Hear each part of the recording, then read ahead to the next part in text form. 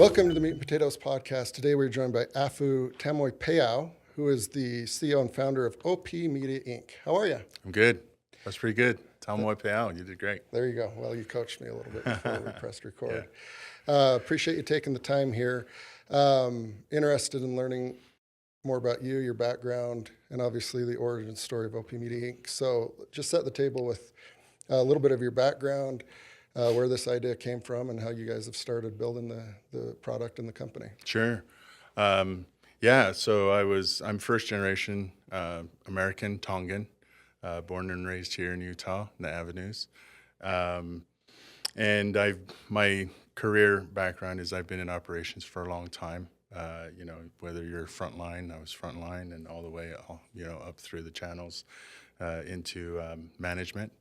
And I've been there for 30 years, and it was my background is I've always tried to find the best way to do something. And it didn't matter what industry I was in. I've been in finance, I've been in manufacturing, and the last stint in my career was in healthcare. And I was there with a company, Sutter Health. It's a Northern California company and healthcare system. And my work there was to go and try and find the most efficient way to do things. I worked a lot with lean groups, and lean healthcare was a big thing during that time. And again, it was just trying to find the best way to do the work that needed to be done.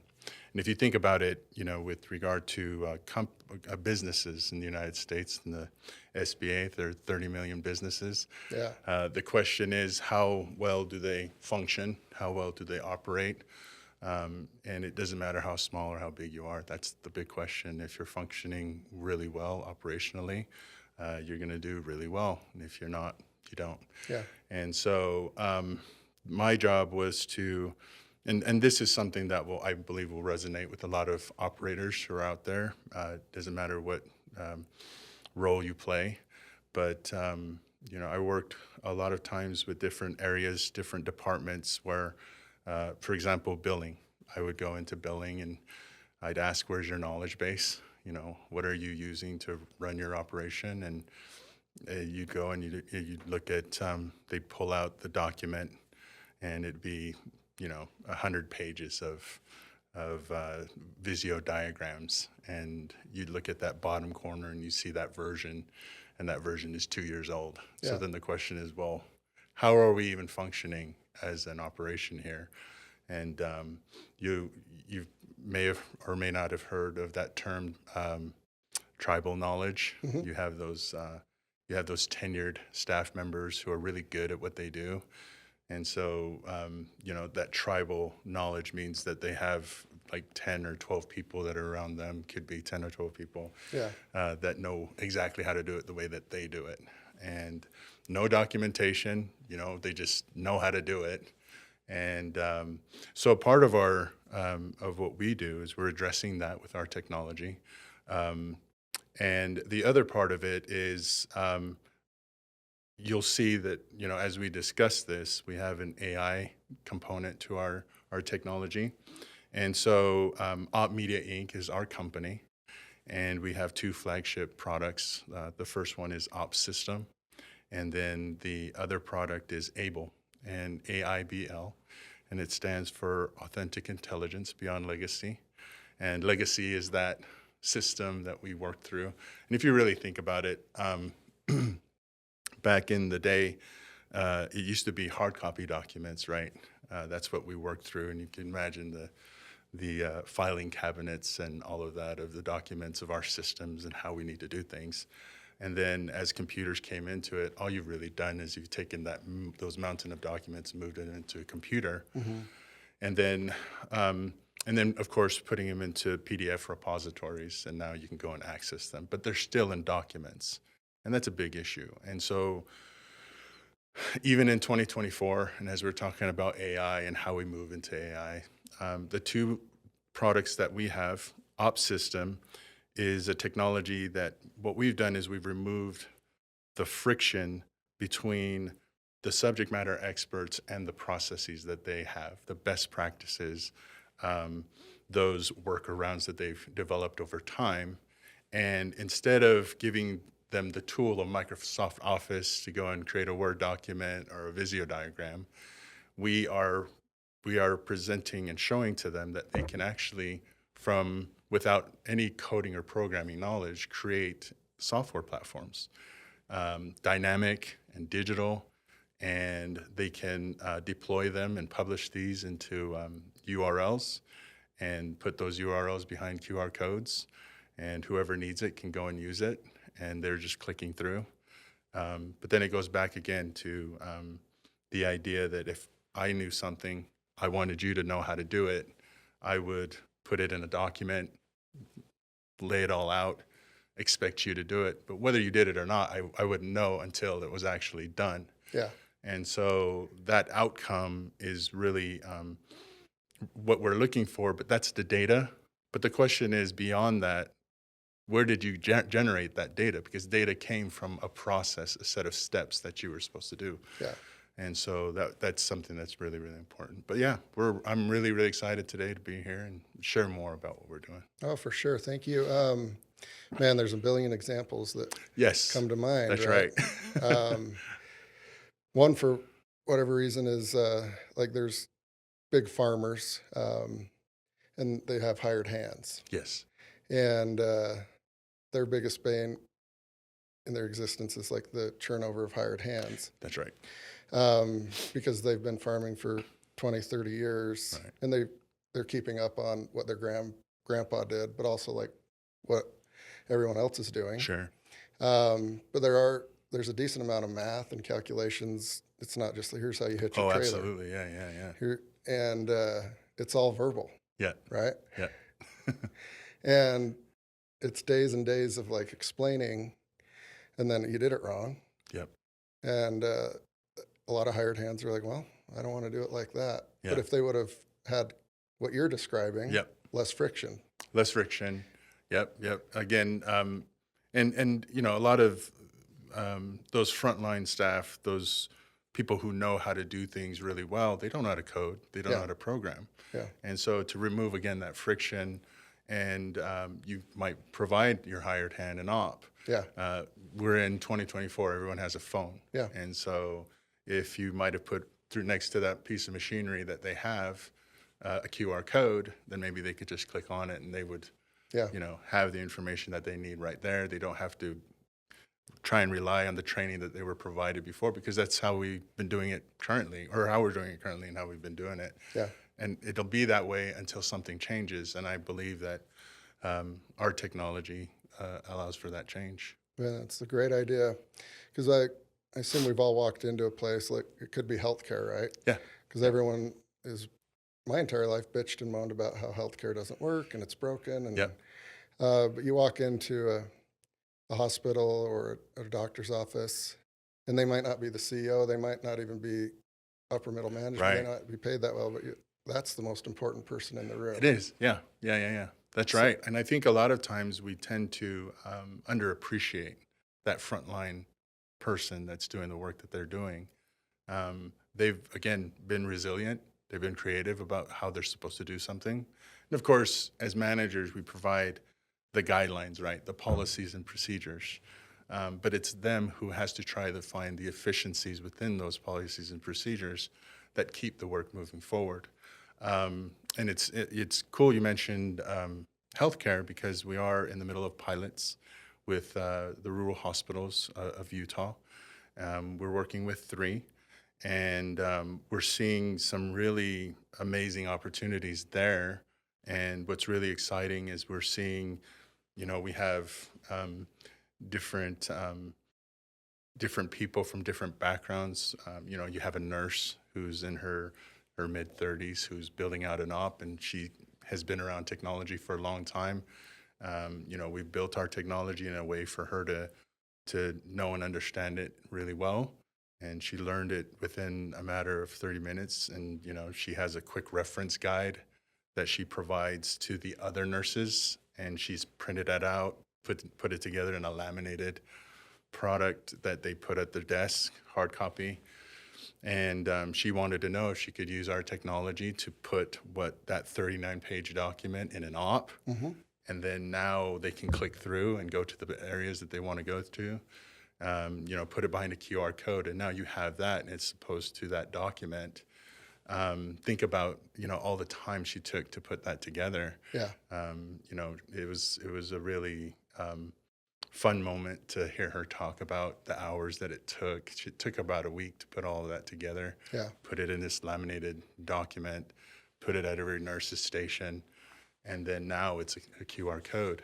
Yeah. The other thing that she talks about that's really exciting for her is the ability to go in real time and make the adjustment. If there is an update that needs to be in there, Yeah. she can go make the update in the system, and all the nurses need to do once she publishes it is either refresh or go into it new, and the change is there. In the old way of doing it for her, she had to go and change the Word document, reprint, Yep. laminate it all over again, take the parts that don't work, throw them away, put a new one. A lot of waste. Yeah. And so the efficiency there in time and cost is huge, and that's just one op. Yeah. And right now there are different groups within the hospital that are looking at things like revenue cycle management. You have people that are, in billing. They're Yeah. the ones who put in the CPT codes and things like that. Billing is a very tough cookie because you have to deal not only with how to do it internally, but you have to do it in a way that it works for the insurance companies. Yeah. And so working with the revenue cycle management groups and seeing how they might build out ops. And again, with the idea that we want this done right the first time Yeah. when they go through a process. And they're hoping that they see that kind of a result. And I'm confident because it's not us trying to help them make this stuff better. It's them. Yeah. It's their knowledge, their understanding, and they're just putting it in a way that it could be dynamic. Yeah. And the other exciting thing about that is the data. To be able to know as the leader of the nurses, where are they struggling in the system, where they didn't know about how to get that information except for to interview the nurses, and it's in a static document. To move it over into an op now, she's able to then now start tracking where they're going and to see what they're doing correctly or incorrectly, and try to expand the op even further so Yeah. that they can work within the system. And it's really exciting. The other thing to consider is the EHR itself. You have data now where the nurses go to specific areas and they're having struggles. So that data may be really important to the EHR itself. Yeah. And we're really, really excited again for these opportunities. I think we're opening up a new a new wave of data that wasn't ever tracked before by being able to take processes and draw them out of documents and putting them into ops. Yeah. Yeah. It all seems like pretty magical. And from a business perspective, there's ROI sprinkled all over the place. Yeah, that's right. That's right. And outside of, because like plugging some electrode into the brain of the people, like the brain to the tools that you guys have built, it's a lot quicker now too. Yeah. Well, and to that point, we also are running some pilots with local county groups, and we're excited, about the counties that we're working with right now. Maybe next time I come in, I can talk about what they're doing. Sure. But the focus there is emergency management, and the question that is being asked, and we hope and I feel very strongly that we can answer it, is can these county groups and the cities deal with emergencies in a more proactive way? Can we track data in real time, and can we track data in the steps that we take to deal with emergencies so that we can be better prepared for future emergencies? And it's really exciting to see those operators in emergency management. They're using our technology, but it's that, again, I go back to that resilience and that creativity that they have about the thing that they know. because we don't know anything about that, but Yeah. hopefully we can provide a tool that helps them to move the things that they do in a much more dynamic. Then the other thing is a dynamic and scalable way, and then to know what your frontline staff is doing in real time, really huge. Yeah. And I come from my parents are Tongan. I'm from Tongan heritage. In 2022, there was an underground volcano that went off, Yeah. and everyone has all this information and resource about emergency preparedness and emergency recovery and all of that. Yep. What was troubling and at the same time eye-opening for a lot of people is that when they went back and audited and reviewed how they did in the emergency, a lot of people didn't get the recovery assistance that they were looking for. And that's a big deal. Yeah. And had you had something like an op, of course, at that time, you had the communications were cut, but now you have things like Starlink, Yeah. Elon Musk, and being able to provide that. You can have that connectivity, because everything that we do is tied to the internet. Yeah. And that brings my other, something else that I feel is really important that we all have to understand, and that is, 5 billion people go onto the internet every day in the world, Yeah. and only 24 million people know how to build into it. Yeah. That's staggering. And then if you think about big tech, that's even a smaller number, minute number from that 24 million. Yeah. And to be able to take the knowledge of the people who know how to do things and having a tool that allows them to build it in a dynamic way and put it out into the internet, whether it's closed off in your organization or company, my vision and my hope is that our technology will be on every computer, and then you'll have people who have recipes that they want that they want to share, and Yeah. they might go to the data and say, well, you forgot this step or something. I don't know. Yeah. But that's a vision. So I love it.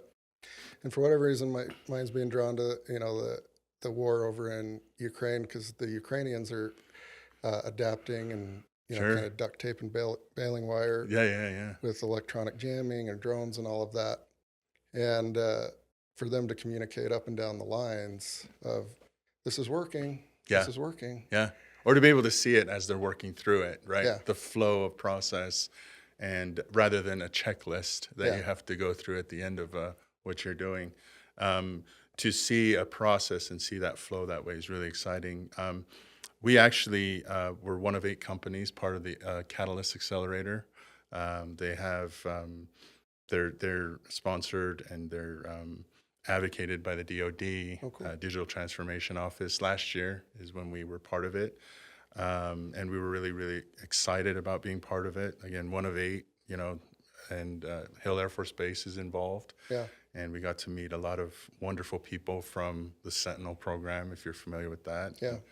And BAE Systems, Northrop Grumman, Yeah. we're really excited to meet them. But we were going in there and our message was, stop trying to make PDFs better. Yeah. Let's take the process, draw it out, put it into an op, and let's see what we get from the process itself. Yeah. That, my guess is that industry loves them some efficiency. Yeah. And- Well, they're looking. They're Yeah. looking. So Able, which bringing that up, Able is our AI piece, and we're really excited about that. That sits at the core of Opsystem, and what it's doing is it's learning from 2 areas, multiple areas, but the 2 main ones are the knowledge base that's documented, and then you have the knowledge base that's not yet documented because it's still in someone's head. Yeah. And so our system is such that allows for all of that to, for everyone to come into the ecosystem. And if you're a subject matter expert, we're training our AI, Able, it's a custom LLM. We're training it to learn from you as a subject matter expert, putting in information around a process and how it works. And then also as you publish it, that's that information of the end user. And as the AI learns that, and as we know, I think everyone understands, whether you're an AI guru or not, that AI is only as good as the data that it gets. Yeah. So to imagine a large ecosystem of people that are working around processes to get the information that comes from the subject matter expert, and then also the data that comes from those who are using the ops, then now you have something from which it can build, right? Yeah. And so, with the nurse who's put together the EHR quick reference guide, we know that over time, Abel will be able to understand what she's doing or what she's done, and then start to try those to find those efficiencies. And my vision is that that you'll be able to prompt Abel at that point, and Abel itself will start building ops that'll be more efficient. So I love that. yeah, exciting stuff.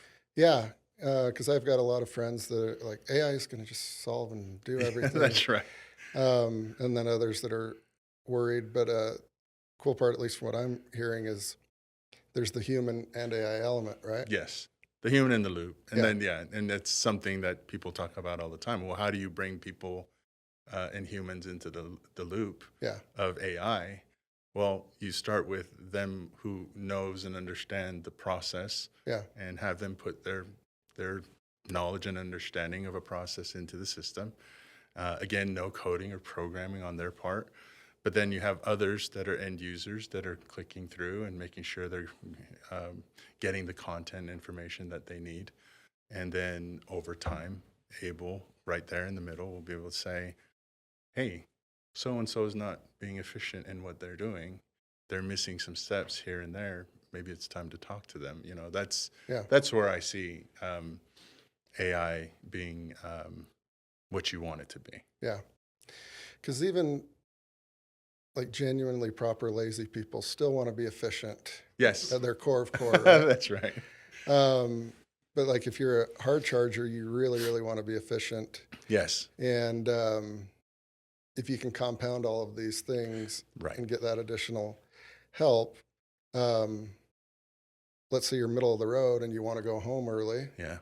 and voila, your work's done and you get to go home and Yeah. go to the kids' baseball game. That's right. That's right. And all things being equal, it was Yeah. mission accomplished. Well, and that's the other thing too, is you have a lot of baby boomers that are leaving the workforce. Yeah. You have the Gen Z, Gen X is still there. We're coming up. We're the ones who are taking the baton from them. There's a lot of things that they're doing that a lot of these younger people just are not tolerant of. Yeah. They're not willing to stay the 60 hours that Yep. you or I or our parents were doing before. Yeah. They want to work 40 hours. If that's what I got to do, that's great. But if you can get 30 hours, even better. Yep. And then there's the part about, a process. If they were under the tutelage of someone who's jimmy rigging process and saying, hey, you got to do this. And if you do this, take this wire and do it this way, and stuff. And they're like, I don't want to do that. Yeah. I just need you to tell me how to do it from step 1 to 10, and then track how I do it, and I'll be good. Oh, and by the way, still pay me the same as what my parents or grandparents were making. So Absolutely. So we hope to address that too in our technology, and as we continue to move forward. I have a very straightforward vision. Right now we're using tools like Microsoft Office, Visio, Lucidchart, things like that. And I'm not discounting them in any way. All I'm saying is that at this point, why not have Opsystem right next to those products on your computer? And if you're, as a subject matter expert, again, we've removed all the friction between you and building out a process and an op. Why not go there instead of going to a Word document or something? Yeah. And so to me, that's exciting. And I go back to what I said: 30 million businesses in the United States. I will bet that every single one of them has a document that has a process in it that someone's supposed to do it. that way in a PDF repository or something. And why not put it in an op? Yeah. Yeah, I love it because I'm picturing, I want to learn how to do this. I want to learn how to do it better, but I don't want to go through the work. But you're willing and able. Again, less friction. You're like, oh, okay. Yeah. I'll do it. And that's the exciting part of the pilots. A lot of the feedback that we're getting and the use cases that we're getting, again, the use cases aren't driven by us. Yeah. We're just providing the tool. We're saying, you give us the use case. And in a lot of these cases, or in a lot of these situations, they're more than happy to do it that way. And again, it goes back to what I said. What is the alternative? The alternative is to go and put it in a document. Yeah. You don't know how to code. You don't know how to program. Here's the alternative. Put it in this way. But a lot of the feedback that we're getting is it's really easy to use. Yeah. And they're really, really surprised by it. Yeah. And that's what we want. Yeah. We want to be able to scale that. And I'm really, really excited about it. I love it. Yeah, it's got to be rewarding to give people a tool and see what they do. Oh, you don't know. I was with my my staff, and when we were, as we were working through these pilots, when we worked with the nurse, and we said, "Here's how you do it," and she said, "Oh, okay, I got it." And then she's already starting to build it out, and you're just like, "Oh, well, there we go." I'll just stand back. You could imagine how excited we were to see that. But we also have, an older demographic. There's a nurse there who's getting ready to retire at the end of the year. Her concern is she has so much knowledge. How do I leave behind what I know and feel good about leaving? She's also someone who's been there. It's a rural hospital. She's been there for years. Yeah. The farming, I've always found that farmers are very resilient and very creative people, but I find that people in these rural areas, they've had to wear a lot of different hats. Yeah. And they're very resilient and very creative people. And to see her, it was always I remember before we handed it over to her, we were concerned because we didn't know how much technology is just too much technology for her. And man, you'd be surprised at how much she's flying with putting that information into an op. And really, really exciting stuff. Yeah, very cool. Love hearing the story. Love that it makes sense to me, right? 'Cause sure. when we were sitting down before, I'm like, all right, let's explain this. But yeah, right. I just see it being applied in pretty much everything and anything. So. Yeah. Well, congrats to you and your team. Thank you so much, Afu, for joining us, and best of luck in the future. It'll be fun to watch. I appreciate it. Thank you. Thank you.